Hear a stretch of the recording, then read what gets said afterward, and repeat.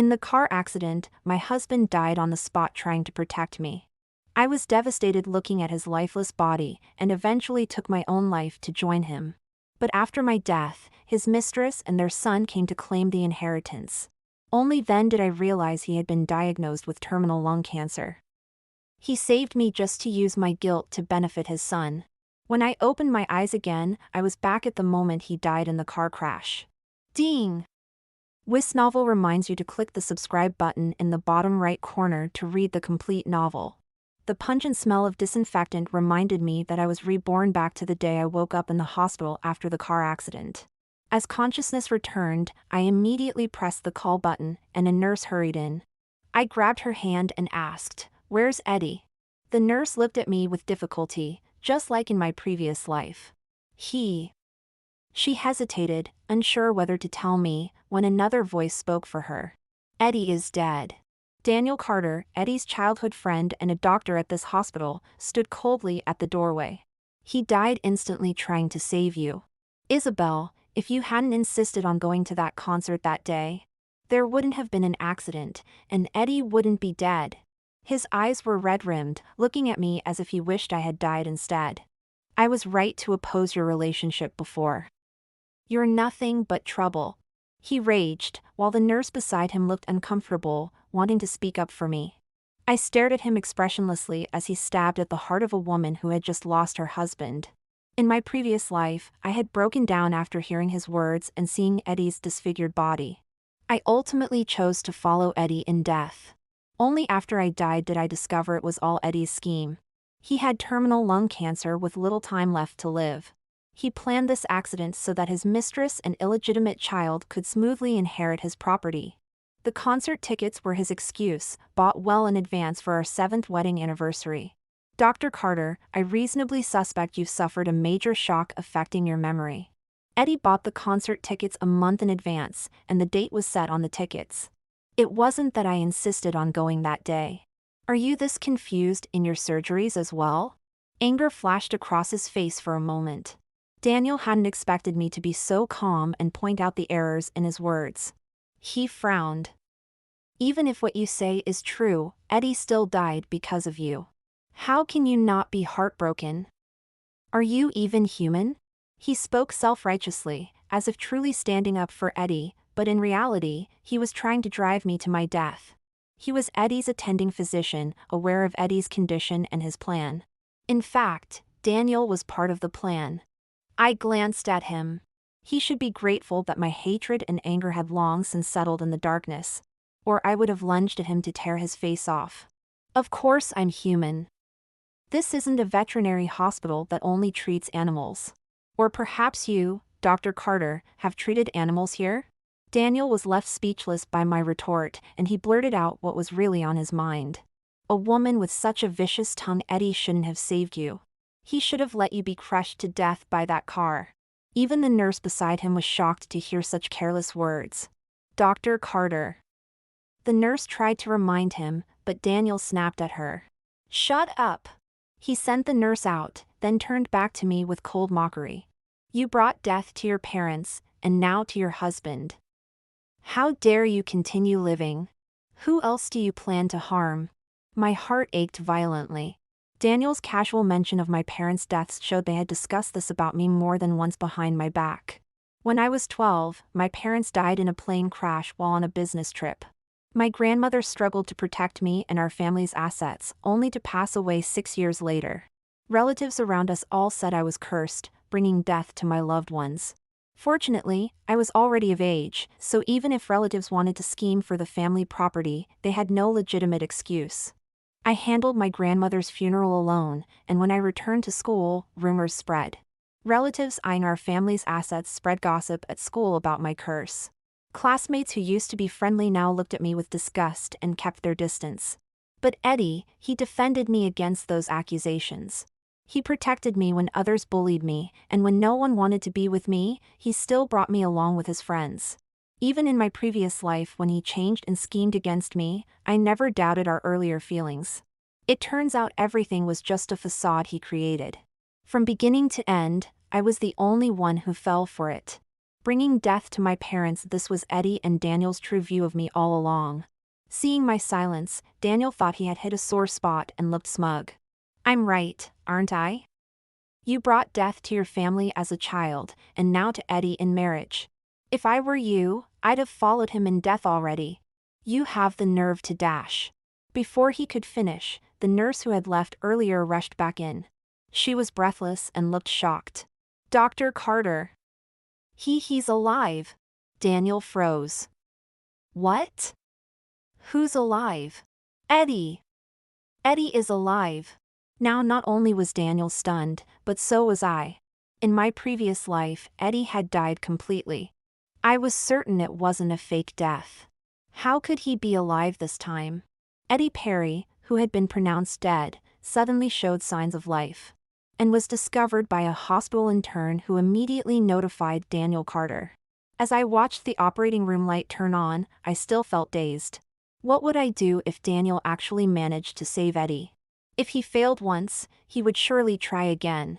Would Daniel dare to tamper with the surgery for Eddie's sake? My thoughts were in chaos when suddenly a strong force yanked me up. A slap landed on my face with lightning speed, the stinging pain snapping me back to reality. Isabel Winters, you wretched jinx. You've ruined Eddie's life forever. Screamed Scarlett Bromley, the only female among Eddie's childhood friends, looking like a madwoman as she yelled at me. She had always harbored a secret crush on Eddie and constantly criticized me, saying I wasn't good enough for him. After Eddie's death, she was the most distraught. In my past life, she was the most unhinged, practically wanting to beat me to death at Eddie's funeral. I touched my aching cheek and stared at her unblinkingly. As she tried to strike me again, her friends who had come with her held her back. Without hesitation, I raised my hand and returned the slap. A hand shot out and firmly gripped my wrist. Jaden Barrett, Scarlett's simp, warned me with a cold expression. If you dare lay a hand on Scarlett, I won't let you off easy for Eddie's sake anymore. His grip was so tight it felt like he would crush my wrist, using all his strength. I couldn't move my hand, but my feet were free. I lifted my foot and stomped on his with all my might. Both Jaden and Scarlett had rushed over in their pajamas, not even bothering to change their shoes. My stomp landed directly on Jaden's exposed toes, causing him to let out a pig-like squeal of pain. Jaden! Scarlett and her cronies rushed to fuss over him, momentarily forgetting about me to tend to her #1 admirer. Nurse, please come check his foot. Scarlett grabbed a passing nurse and pushed her towards Jaden. The operating room door opened, and Daniel emerged to see the group huddled around Jaden. What are you lot doing? He asked in an unfriendly tone. Seeing Dr. Carter come out, Scarlett's attention immediately shifted back to Eddie. She abandoned Jaden and grabbed Daniel, demanding, "How's Eddie? Is he really alive?" Even through his mask, I could see Daniel's grim expression. Scarlett grew frantic. Daniel, say something. What happened? Daniel let out a long sigh, glancing at me before replying. He's alive, but he's in a vegetative state. Scarlett's face suddenly turned pale, as if she had received a devastating blow. An outsider might have thought she was the one in a coma. She quickly blamed me again, lunging at me like a madwoman and yanking my hair. It's all your fault. It's because of you. Why couldn't it have been you in there instead? The pain of my hair being pulled and the cold stares from the onlookers made my anger skyrocket. They really thought they could push me around as they pleased. You want a fight? Then let's fight to the death. After experiencing life and death once before, I no longer feared anything. If someone wants to bully me, I'll fight them with everything I've got. I refuse to believe she's not afraid of dying. As she grabbed my hair, I mercilessly clawed at her neck. My feet weren't idle either, kicking wherever they could reach. When pushed to the brink, I even resorted to biting, holding nothing back. Everyone was stunned by my ferocity. Scarlett finally let go of my hair, crying out in pain. Hearing Scarlett's cries for help, the dumbfounded bystanders finally remembered to intervene. Isabel, are you trying to kill her? Daniel accused me as he approached. I let go of Scarlett and slapped him across the face. To hell with you! You useless quack! I shouted. Taking advantage of all the attention on us, I loudly berated Daniel. It's because of this incompetent doctor that my husband is in a vegetative state. And now he's brought a gang to threaten me into keeping quiet. Everyone, please be the judge. My husband still had a pulse, but this quack declared him dead and sent him to the morgue. Do you know what the morgue is? It's where they keep dead bodies. It's freezing in there, and they locked a severely injured but living person inside. I pretended to break down in heart-wrenching sobs. My husband had just been in a car accident, and then he suffered such torment. They caused him to become brain dead, and now they're trying to blame me. There is no justice in this world. After my impassioned performance, the onlookers seemed to believe me and began criticizing Daniel and the others. Some even started recording videos on their phones. Faced with a barrage of accusations, Daniel Carter was at a loss for words. The others tried to argue but were shouted down. Scarlett was barely conscious after the beating I gave her and couldn't help him. Daniel's face turned ashen as he yelled at the crowd to stop filming, but the situation was spiraling out of control. The hospital's deputy director rushed over with security guards after receiving word of the commotion. The crowd parted to let them through. The deputy director first reprimanded Daniel, then apologized to me sincerely. This incident was indeed due to the hospital's negligence. We will try our best to accommodate any compensation you request. However, the patient's condition has been constantly monitored and shouldn't have changed significantly. If you have any concerns, you can discuss them privately with the attending physician. Causing a scene like this isn't good for you either. I had no quarrel with the deputy director, so there was no reason to give him a hard time. I pointed at Scarlett and the others, asking, "These people just assaulted me. Is this how the hospital protects patients' families?" The deputy director naturally recognized them as Daniel's friends and shot him another disapproving look. He instructed the security guards, escort them out. Then he smiled at me and asked, "Is this satisfactory?" I nodded, indicating my approval. I had also resorted to violence earlier. If this escalated to the police station, it would be treated as a mutual assault case. This resolution was for the best. After dispersing the crowd of onlookers, the deputy director personally escorted me to a VIP room to freshen up, and gave me a detailed explanation of Eddie's condition. Eddie's revival had been sudden and without any warning signs. The hospital couldn't determine the cause. According to previous records, the declaration of death wasn't made by Daniel alone. All the doctors had reached the same conclusion.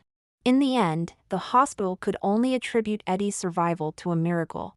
Troubles never die, and Eddie Perry surviving yet again truly lives up to the title of a troublemaker. He became a vegetative patient and still cost me money in the hospital. I couldn't stand it, so I punched the comatose man in the face. If Eddie died like this, half of his assets would go to his mistress and illegitimate child. I would never allow that. So Eddie Perry had to stay alive first. Resisting the urge to beat him up, I turned and left the hospital room. Walking down the corridor, people passed by. A small figure rushed towards me as if it had been planned. With such force, it unexpectedly knocked me to the ground. My elbow hit the tiles, making me inhale sharply from the pain. "Ryan!" A gentle female voice followed the hurried figure running to the boy who had bumped into me. She hugged the boy worriedly and asked, "Are you hurt anywhere?" The boy pointed at me pitifully and complained to the woman, "Mummy, she hit me, boo-hoo." The boy's crying attracted the attention of many people. The woman was heartbroken to see the boy cry. "Ma'am, if the child did something wrong, you could have just said so. Why did you have to use violence?" With one sentence, she assumed I had hit him without knowing the facts. I laughed coldly inside. The adult and child in front of me, one male and one female, I could recognize them even if they were turned to ashes. Kyra Walton, Eddie Perry's mistress, and Ryan Perry, their illegitimate son. In my previous life, they never appeared before I died. Now that they've shown up, they probably know Eddie is alive and want to check on the situation. Ignoring the whispers around me, I got up with difficulty, holding my elbow. Seeing this, Kyra Walton didn't give me a chance to speak. She quickly asked Ryan, "Ryan, does it hurt anywhere? Tell Mommy." She was very concerned.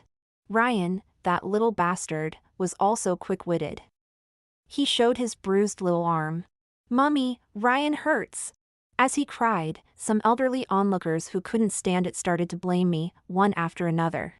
"Young lady, the child is only a few years old. How could you be so rough?" "That's right, you look kind, but who knew you'd have such vicious thoughts? We're all mothers, TSK, those bruises look really painful." The boy was young and couldn't hide things well. Seeing that everyone around was on his side, he became more arrogant and pointed at me, cursing. "Evil woman, get away from my daddy."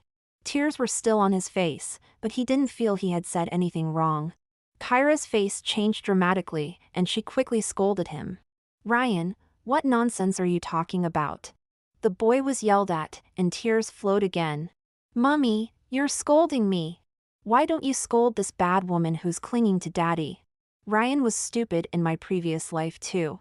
After I died, he carelessly knocked down my photo at the funeral, cursing me for clinging to Eddie for years and separating him from his father. Everyone present was from Eddie's side. They didn't care that I was being insulted, but they also secretly looked down on Ryan and his mother. Although Ryan inherited the property of Eddie and me, Eddie's relatives and friends all distanced themselves from the mother and son. The main branch of the Perry family also cut ties with them. The mother and son could only live off their inheritance, though of course, it was enough for them to live on for 2 generations. Thinking of this, I looked at the crying Ryan, my heart full of coldness. I stepped forward, grabbed his collar, and asked sternly, "What did you say?" Since he was foolish enough to say it himself, I had no reason to let them off. Frightened by my attitude, Ryan momentarily forgot to cry. Instead, it was Kyra Walton who cried and begged me to spare Ryan. "Please don't hurt Ryan. It's our fault." As soon as she showed weakness, the people around automatically cast me as the aggressor. Connecting to what Ryan had said earlier, someone spoke up for them. "Young lady, you're so young, with hands and feet. Why be a mistress, relying on a man to live?" Bah. In broad daylight, even mistresses can bully the legal wife now. Someone pulled my hand away from Ryan. "You have the nerve to bully a child." Kyra hugged Ryan lovingly, not forgetting to look at me cautiously. She said, "I don't want to argue with you. I just ask that you leave me and Ryan alone." Her words were ambiguous, her posture pitiful, as if I were really the mistress bullying the legal wife. No wonder she got along well with Eddie's crowd. She was good at twisting black and white. I took out my phone and dialed a number. "Hello, I'd like to report a crime. Someone is spreading rumors and deliberately smearing me." As soon as I finished speaking, Kyra tried to rush over and grab the phone. I dodged to the side. "I'm just calling the police." "What are you so anxious about? We didn't say anything." "Why are you calling the police?" Kyra Walton no longer put on that pitiful act. Her eyes looked at me with some hatred. I ignored her completely and continued talking to the police on the phone. Suddenly, a hand snatched the phone from behind me. I turned around abruptly, facing Daniel Carter's ice-cold gaze. "Isabel Winters, you're causing trouble in the hospital again." Daniel Carter was so rude to me, but he was very kind to Kyra Walton. He hung up the phone and apologized to Kyra with great regret. "I'm sorry, Ms. Walton. Everything's fine here, you can leave now." Letting another party involved leave while ignoring me, the main party. Only Daniel Carter could do such a thing. I laughed coldly inside. This man prides himself as a high-class man, always looking down on those beneath him. When Eddie introduced me to them back then, he was the only one who gave me the cold shoulder. Others at least maintained a facade, but his first words were cold mockery. Even though he himself is just middle class, he puts on airs like a young master. By rights, he should look down on Kyra Walton. After all, her family background is not as good as mine. But his attitude towards Kyra was very gentle. Is it because she's Eddie Perry's true love? I snorted with derision, drawing everyone's attention. Pointing at the phone Daniel had snatched, I said sarcastically, "When did Dr. Carter change careers? If you need money, just say so. Don't resort to robbery. My husband is in your hospital, and you're his childhood friend." Of course he'd be concerned about you. Daniel's face turned ashen. Must you be so aggressive? I laughed. Me, aggressive? That child just spread rumors that I'm a mistress. Why didn't you speak up for me? Are you taking their side? He frowned. It's just childish prattle. Why argue with a kid? Women are so petty. I raised an eyebrow and brought up the previous incident. A few days ago, you caused my husband to become a vegetative state. I forgave you, but now I'm starting to suspect you deliberately sabotaged him during surgery. Daniel has quite a reputation, and my accusation would undoubtedly ruin his career. He immediately became agitated, shouting at me with his neck flushed red. You're spewing nonsense. That's slander. I shrugged innocently. Dr. Carter, I was just joking. Don't be so aggressive. Men should be more magnanimous. I smiled and reached out to him. As a woman, I don't understand all the intricacies between you men. If I said something to upset you, just bear with it. Don't be so sensitive. Give me back my phone. With all eyes on him, he had no reason to keep my phone. He returned it to me, swallowing his anger. I smiled insincerely at Ryan and said, next time you spread rumors, I'll tear your mouth apart. As soon as I finished speaking, the child burst into tears. How melodious. Satisfied, I left. Once out of sight, I promptly took a detour back to the hospital, rushing to the floor where Daniel's department was located. As expected, I saw Daniel leading Kyra and Ryan into his office. Seeing the smile on Daniel's face and his intimate gestures, it all felt very strange. Daniel and Kyra must have a relationship. With this idea in mind, I immediately contacted the private investigator I had hired a few days ago to look into it.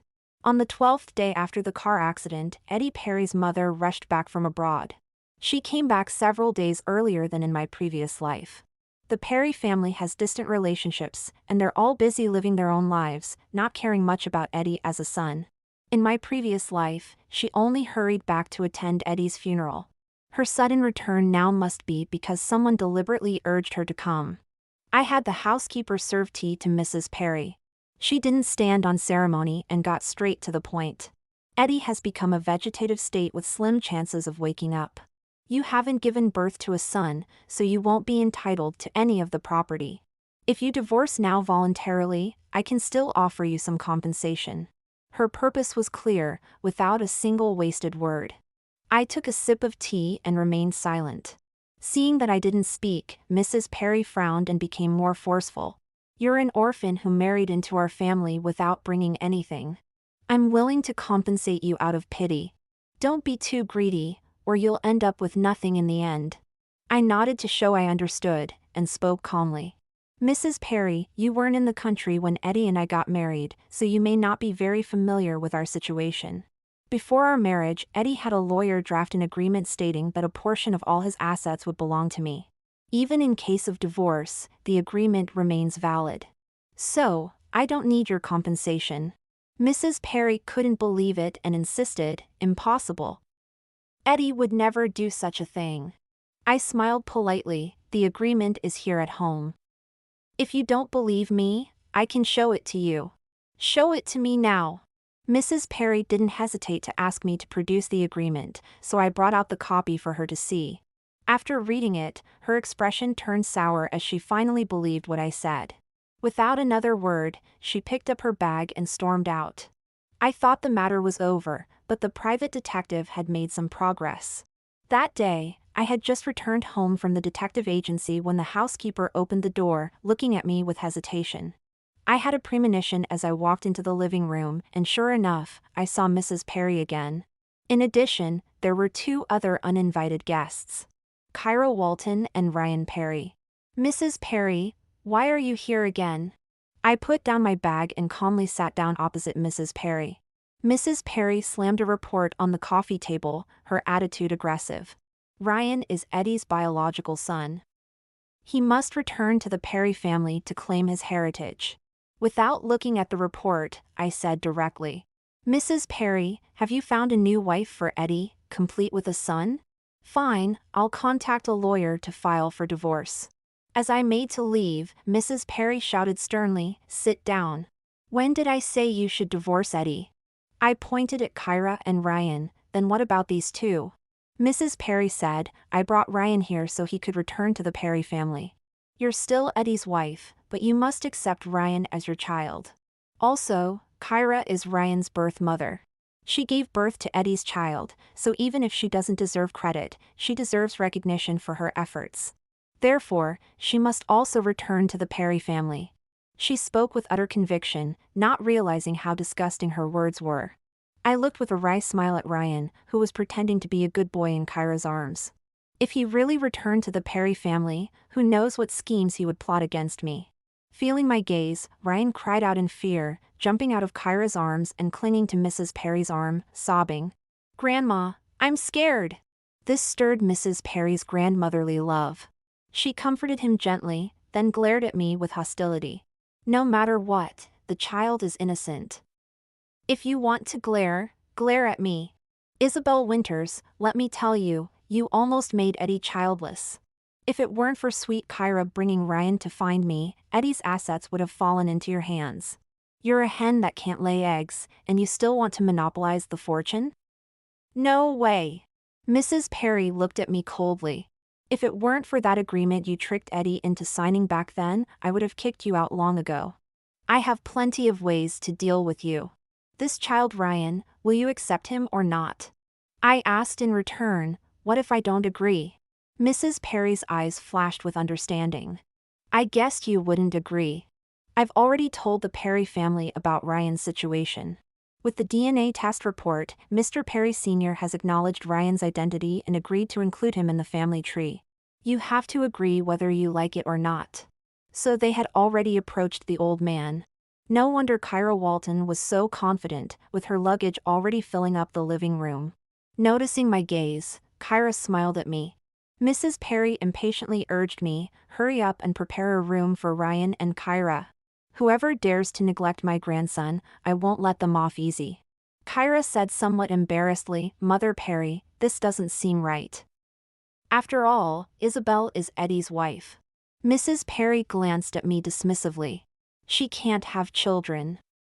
You had one for her, so it's only right that she serves you and Ryan." She urged, "What are you standing there for?" The housekeeper, hearing the commotion, hurriedly came out and volunteered, "Madam, I'll go." As the housekeeper was about to leave, Mrs. Perry called out, "Stop." She turned to me, "Isabel, aren't you going?" My gaze swept over the three on the sofa. The smug faces of Ryan and Kyra were particularly grating. I lowered my eyes and led the housekeeper upstairs to prepare the room. Laughter and merriment drifted up from downstairs as Mrs. Perry enjoyed the family bliss she had long awaited, lost in her happiness. I watched the video feed on the security monitor, waiting for the foxes to show their tails. After that day, Kyra Walton and Ryan Perry moved into the house. Mrs. Perry would often come to visit Ryan, occasionally making snide remarks to warn me not to make a move on Ryan. Ryan behaved well in front of Mrs. Perry, but as soon as she left, he would show a different side to me. He deliberately put thumbtacks in my shoes. I was in a hurry to leave and almost forgot to check, nearly falling for his trick. Out of habit, I glanced at my shoes and noticed the glinting thumbtacks. I calmly shook out the thumbtacks. From the corner of my eye, I saw a figure flash around the corner, clearly Ryan sulking away after his plan failed. I took out my phone and rewound the security footage, indeed seeing Ryan's figure. I forwarded this video to my lawyer before hurriedly leaving with my bag. I met with the detective, who handed over all the information he had found. I was shocked just looking at the first page. After the initial shock came overwhelming schadenfreude. "Oh, Eddie, Eddie. You betrayed me, but those you loved and trusted only saw you as a cash cow." I carefully read through all the materials, feeling a weight lift from my chest. After settling the final payment with the detective, I immediately contacted my lawyer to inform him of this news. After discussing with my lawyer all day, I returned home exhausted. As soon as I entered, I frowned at the sight of several extra pairs of shoes in the entryway. Noisy voices came from the living room. As I approached, I saw the room in chaos. Eddie's group of fair-weather friends were all there: Daniel Carter, Jaden Barrett, and others. I didn't see Scarlett Bromley though. Ryan came running out hugging a toy car. Seeing me return, he gave me an undisguised eye roll. He hugged Daniel Carter's leg. Uncle Daniel, play with me. Daniel looked at him and smiled, all right. Jaden teased, Ryan, why don't you ask your Uncle Jaden to play with you? Ryan childishly snorted and surprisingly mentioned Scarlett Bromley. I don't want to play with you. Mummy said your girlfriend is a tiger lady, I should stay away from you. Jaden was taken aback. He frowned at Daniel. How does Isabel know Scarlett? Daniel replied carelessly, I told her to stay away from Scarlett. You know what Scarlett's like. If she finds out, there'll be trouble. Jaden's expression turned sour. Daniel openly pointing out Scarlett's feelings for Eddie was a slap in his face. Seeing the atmosphere turn awkward, others hurried to smooth things over. Kyra came down from upstairs. Her previously cheerful face faltered for a moment when she saw me. Isabel, you're back. Hearing Kyra call my name, the group in the living room seemed to finally notice my presence. Daniel, who had seen me earlier, said in an unfriendly tone. You come back and don't say a word, standing there trying to eavesdrop on what? Grandma said only bad people eavesdrop. You're a bad person. Ryan chimed in, making a face at me. Kyra pretended to be angry, scolding, Ryan, don't say that. Daniel comforted Ryan, Ryan's still little, he doesn't understand much. Besides, what he said isn't wrong. Kyra gave him a grateful look, which Daniel returned with a smile. With Ryan between the two of them, this picture of domestic bliss was truly laughable. I chuckled, then burst into laughter until my stomach hurt. While they were bewildered, I took out my phone and snapped photos of the three of them. How ironic. Eddie lying in the hospital, while the son he thought was his own was happily playing house with his real parents in Eddie's villa. Daniel didn't understand, but could tell something was off. Isabel, what are you playing at? He stepped forward, trying to knock the phone from my hand to stop me taking photos. I quickly put my phone away, taking quite some effort to stop laughing. Looking at the group who had clearly made themselves at home in this villa, I spoke sarcastically. If I didn't have the property deed in my hand, I'd almost think I'd sold the villa to you lot. Pointing at the chaotic living room, what, are you thieves? Looking to loot the place? Faced with my accusations, the group was displeased. We're all Eddie's friends, coming to his house to hang out. Why are you being so nasty? No wonder Eddie cheated. If you ask me, he should have divorced you ages ago. Eddie's just too soft-hearted. If it were me, Eddie's things will all belong to Ryan in the future. What right do you have as a woman to interfere so much? Seeing everyone taking her side, Kyra put on the air of the lady of the house and tried to mediate. We're all friends here, let's not be antagonistic. To me, she said, Isabel, don't be so sensitive. Everyone's here today to prepare for Ryan's birthday party in 3 days.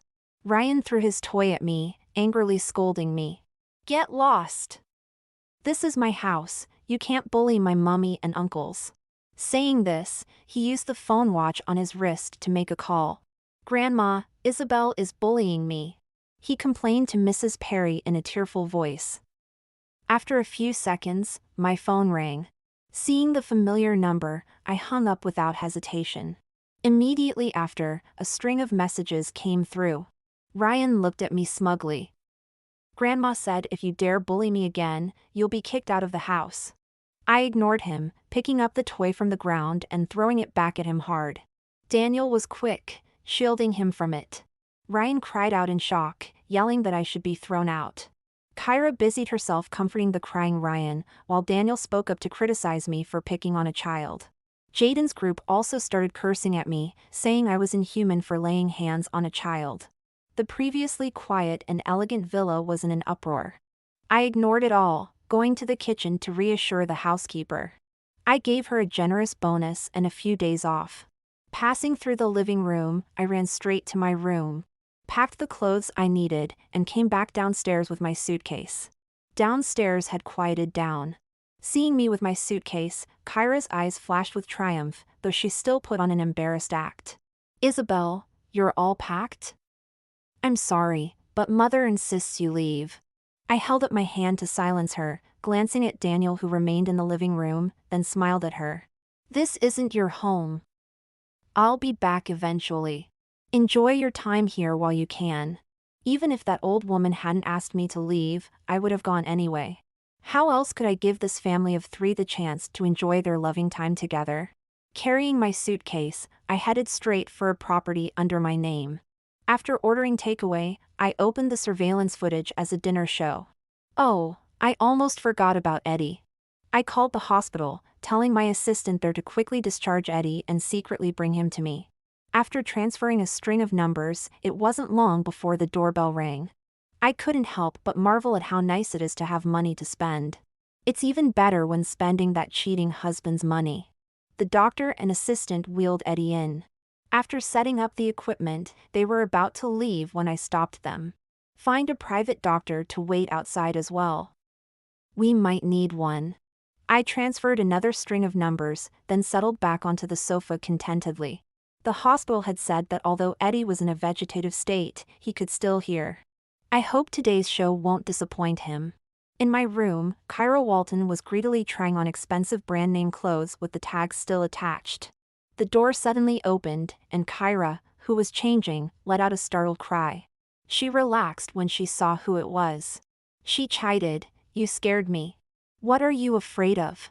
Daniel Carter appeared in the scene, wrapping his arms around Kyra, who was only in her underwear, and planting a kiss on her neck.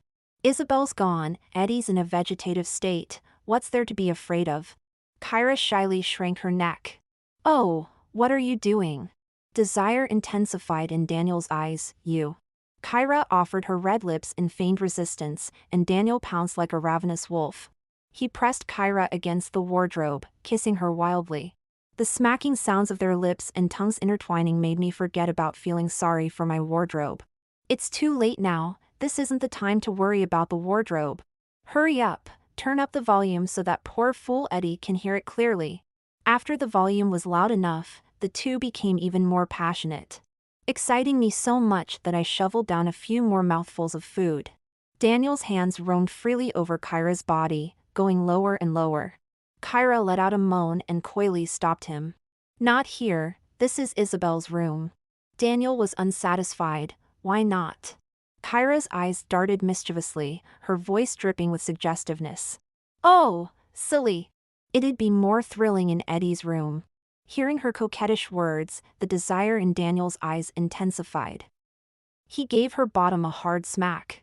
You little minx. I stopped eating to comment to Eddie beside me. That's disgusting. Don't you find it disgusting? At least gag to show some reaction. The heart monitor suddenly beeped a few times, scaring me into thinking he was gone. Fortunately, it was just a false alarm. On screen, the two had moved their battlefield to Eddie's room. They fell onto Eddie's bed, rolling around and kissing as their clothes gradually came off. The scene was so intense and stimulating. In the heat of passion, Daniel asked forcefully, "Tell me, do you love me or him?" I love you, Daniel." Kyra's voice was broken. "Who's better, him or me?" You're better." Daniel leaned down to embrace Kyra. "I knew you wouldn't like that idiot." Kyra laughed. I'd never like a fool who could be tricked by a fake medical report. I was worried he wouldn't believe it at first, but he totally bought it when you said he had late-stage cancer. Daniel also laughed. I realized how hopelessly stupid he was back in school, to fall for an orphan girl. By the way, what if Isabel comes back? With Ryan around, Mrs. Perry will definitely be on our side. Kyra still seemed worried. Ryan is looking more and more like you. I'm really afraid that old hag will notice. Daniel comforted her. Don't worry, once Eddie dies, that old hag will believe Ryan is her only grandson. As for Isabel, we'll deal with her slowly and eventually get back the other half of the property. At this, Kyra gritted her teeth. That woman, I don't know what happened, but she's completely changed. Doesn't she deeply love Eddie? Why didn't she commit suicide out of grief? And Eddie? He actually didn't die. Daniel stroked her black hair. Although we don't know what went wrong that let him survive, he's no different from dead now. This won't be investigated, will it? Kyra was still worried. But Daniel said, investigate? He planned everything himself, even if it's discovered it has nothing to do with us. Kyra was finally at ease, but couldn't help mocking. True. He was ruthless enough to use his own life to scheme against his wife's life. Daniel was a bit displeased and kissed her lips. You keep mentioning him, I'm getting angry. Kyra giggled and wrapped her arms around his neck for a passionate French kiss. They started going at it again. Amid the panting, shaking, and beeping of the monitors, I calmly called my assistant in. The assistant moved Eddie out without a sideways glance, taking him to the private doctor for emergency treatment. I cut parts of the video and sent it to a bunch of unread numbers. I turned on the stereo and picked out some upbeat music to play. 10 minutes after sending the video, a third person appeared in the scene of the two's passionate encounter. Mrs. Perry, who had rushed over, caught the two in the act. She pointed at their noses and cursed up a storm. Kyra hurriedly tried to cover herself with clothes, but Mrs. Perry wouldn't let her. The two women grappled with each other. Daniel put his clothes on and went to pull Mrs. Perry away. Ryan, who had arrived, also kicked Mrs. Perry. How dare you hit my mummy? I'll kick you to death. Mrs. Perry was kicked several times by Ryan, grimacing in pain. You bastard. She was furious and reached out to hit Ryan, but was knocked down by Daniel. Kyra had gotten dressed by now. Remembering the slaps she'd received, she went up and hit Mrs. Perry a few times. Then she asked Daniel, she found out, what do we do? A vicious look flashed in Daniel's eyes, control her for now, we'll shut her up later. Ryan was a born villain. He pounced on Mrs. Perry and beat her viciously, yelling, Die, die. Daniel and Kyra didn't stop him, both tacitly understanding. Ryan was a child, he wouldn't go to prison for accidentally killing someone. I coldly watched the farce inside. This fool really came alone to catch them in the act. Fortunately, I had also sent a message to the Perry family, they should be on their way now. Mrs. Perry kept screaming while Kyra and Daniel helped hold her down. Suddenly there was a commotion as a group of people rushed in and pinned the three to the ground, rescuing Mrs. Perry. Mrs. Perry, her mind consumed by rage, grabbed a wooden frame nearby and started beating the three with it. 3 agonized cries rang out. The elderly Perry family butler gently advised, Don't beat them to death, it'll be troublesome. Mrs. Perry put down the frame and instructed a bodyguard to give each of the 3 10 slaps. The bodyguard used all his strength. Soon, the three's faces were swollen, looking quite miserable. That brat Ryan who was yelling about killing people earlier didn't dare make a peep after being slapped. I listened to the cheerful music, thoroughly enjoying this pleasing scene and melodious sounds. The Perry family took action, exposing Kyra Walton and Daniel Carter's misdeeds to the public. The two were sentenced and lost their jobs. Mrs. Perry still wanted to adopt Ryan and take him abroad, clearly not having vented all her anger yet. Before going to prison, Daniel asked Jaden to take care of Ryan. Jaden agreed, though I'm not sure if it was out of loyalty or for financial gain. Upon learning this, I purposely wandered near Jaden's house and saw Scarlett frequently hitting and kicking Ryan. My heart felt lighter. Not long after, Jaden sent out wedding invitations for his marriage to Scarlett. Oh my, it seems it wasn't for loyalty or money, but for love. Scarlett had loved Eddie Perry for years without reciprocation. Knowing how Kyra had harmed him and even faked a child, she must have been furious enough to kill her. As obsessed as she was with me in my past life, she's now equally obsessed with Ryan in this one. Evil people torment each other. There's bound to be a bloody incident one day. I'll just wait patiently for it to unfold. After this drama, the Perry family decided to stop meddling in Eddie's affairs, and Mrs. Perry was ordered to return home. After signing a contract agreeing to pay for Eddie's hospital expenses as long as he's alive, the Perry family completely exited my life. With my considerable wealth, I hired a discreet stand-up comedian to spend time at the hospital daily, repeatedly telling Eddie fabricated versions of events. I believe Eddie will eventually succumb to this. After transferring all my real estate into my name, I gleefully went to visit Kyra and Daniel in prison. Without exception, both their faces were badly bruised. Clearly the result of the Perry family paying the inmates to welcome them properly. Daniel Carter, once a brilliant medical student from a prestigious university, now had cognitive issues. He seemed to have suffered some unbearable trauma, appearing dazed and unable to recognize anyone. The guard told me, "He's gone mad, doesn't understand anything we say." Curious, I asked, "How did he go mad?" Knowing my identity, the guard hinted discreetly, "Some of the lads inside have certain preferences." Shocked, I realized there was no point in trying to communicate with Daniel and moved on to see Kyra. Kyra became agitated upon seeing me. The guard struck her with a baton, and she calmed down. She glared at me fiercely, "Have you come to gloat?" I responded magnanimously with a smile. "Don't ask questions you already know the answers to." She choked with anger and shouted at the guard, "I don't want to see her." The guard hit her with the baton again, "Behave yourself." I smiled and took out my phone to play a video. "Don't be hasty. Don't you want to see Ryan?" At the mention of Ryan, she became more anxious. "What happened to Ryan? What have you done to him?" I turned the screen towards her, making sure she could see clearly. "I haven't done anything to him. It's Scarlett Bromley." The video clearly showed Scarlett verbally and physically abusing Ryan. Her eyes turned red, and she began frantically hitting the glass, cursing repeatedly. "Wretch! Evil woman! I'll kill you all!" Seeing her go berserk, the guard immediately restrained her and said to me, "Ms. Winters, I think that's enough for today." I nodded in understanding. Watching Kyra being dragged away, I put away my phone and walked out of the prison gates. A black Maybach was waiting outside, and the driver respectfully opened the door for me. I got in, and we sped off to the airport.